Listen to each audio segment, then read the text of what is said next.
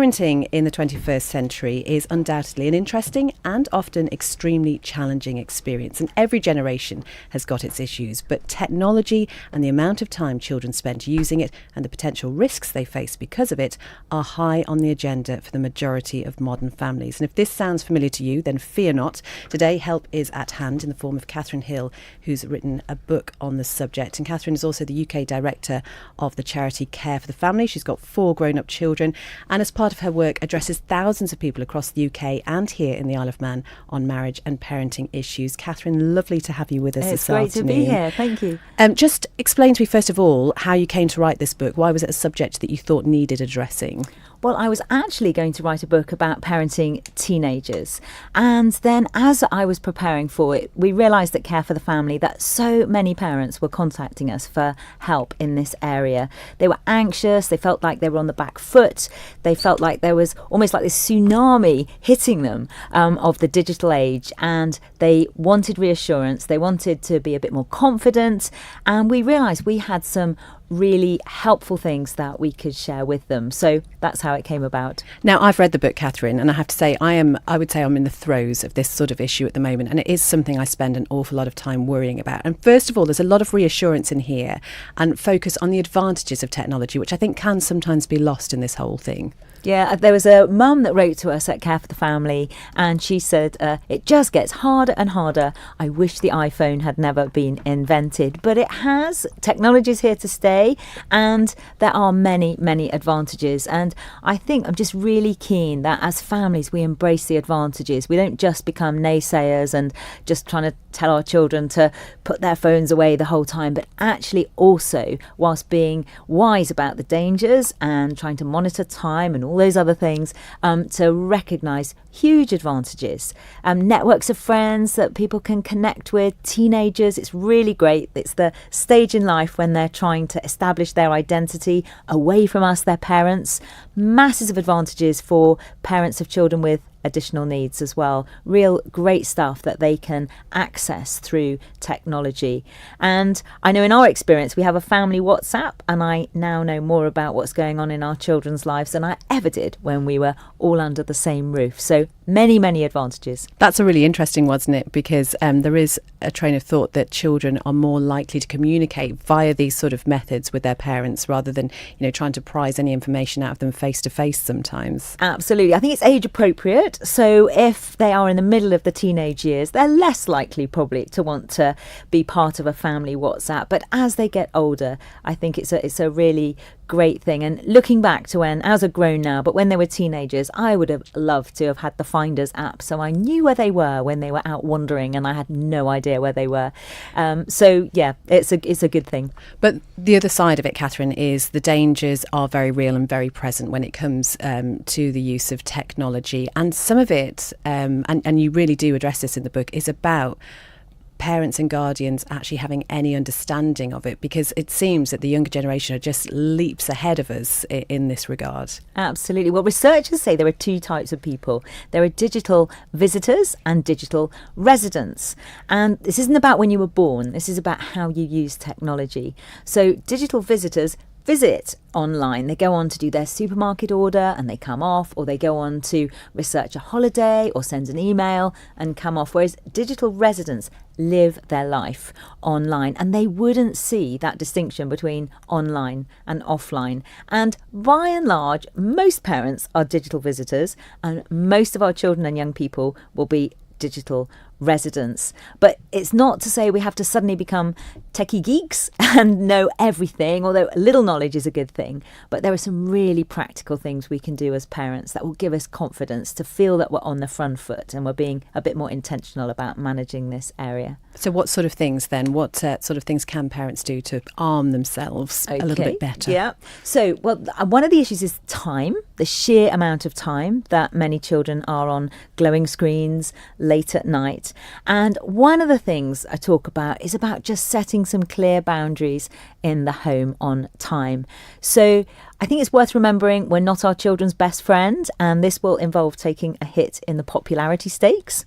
And when we have that discussion, another character will appear called everybody else's parent. And everybody else's parent will hear allows them to be online till 3 a.m. before their GCSE maths exam or whatever. But it's just good to remember that those boundaries are good for our children and they're part of security for them. And so not to be frightened of putting some negotiated boundaries in place over the issue of time. The other thing you do address, though, and I found this particularly interesting and something that I think maybe I need to adopt a little bit more, is a degree of flexibility for special occasions, for example. Absolutely. And also for ages. So if we have more than one child, it will be different. So there may be one who's 9 and there's one who's 15. And clearly that will be different. So one idea I talk about is agreeing something called a family internet agreement or a family media agreement. And all this means is getting the family together, whatever age, whatever shape or size, and maybe getting some snacks, some drinks, making it a fun occasion and talking and agreeing together about how we're going to use media in the home and giving our children a voice in that. So even the most stroppy teenager will probably agree to being part of that if they think they've got a say in the matter. So putting those things in place. This is a sort of thing you can set up via the family WhatsApp, usually. I think. It is. Nice. What about monitoring the type of content they're looking at, though? Because obviously you don't want to feel like you're spying on them, do you? But at the same time, so much is available now that it's very difficult to actually keep an eye on. Absolutely. And I think everything changed with the smartphone. So when our children were little, if you had a computer in the family room, then really that was the advice we would give, and that was fine. You could look over their shoulder, you could see what they were looking at. But the smartphone in their pocket has changed everything.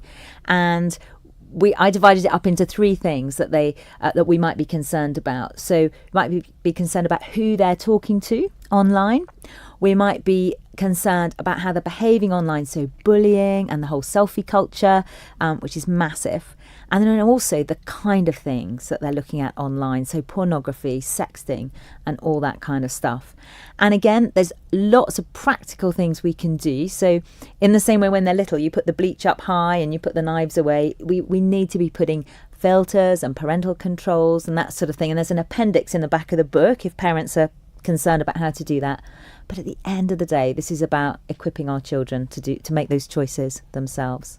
And presumably as well, it's important to educate them about what they're putting online or sharing themselves as well, because, there's that idea, isn't there, that in years to come when they grow up, all of the information that they've already put on there will be available, and the kids are a bit more confident now with sharing everything about themselves. Absolutely. So teaching them about privacy settings, that's important. But one of our children at university, one of the first lectures they had was a lecturer saying what you think is hilarious at the rugby club dinner may not look quite so funny to your future employer. So just think before you post stuff. And I think as parents, we have a responsibility in that as well. I don't know if you've heard of sharenting, but this is where parents overshare online, they put their child's report online or whatever. And again, I think we have a responsibility in that.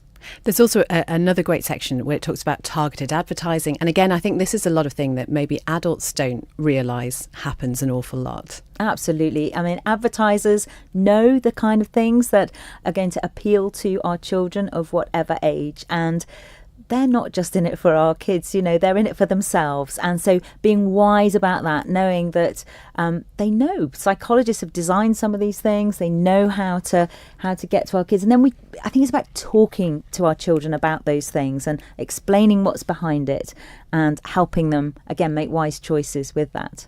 We had a text from June saying it's all very well, you protecting your own child, but what about when they go to other people's houses where their restrictions may not be as secure as yours? Absolutely. And that is the heart of the book.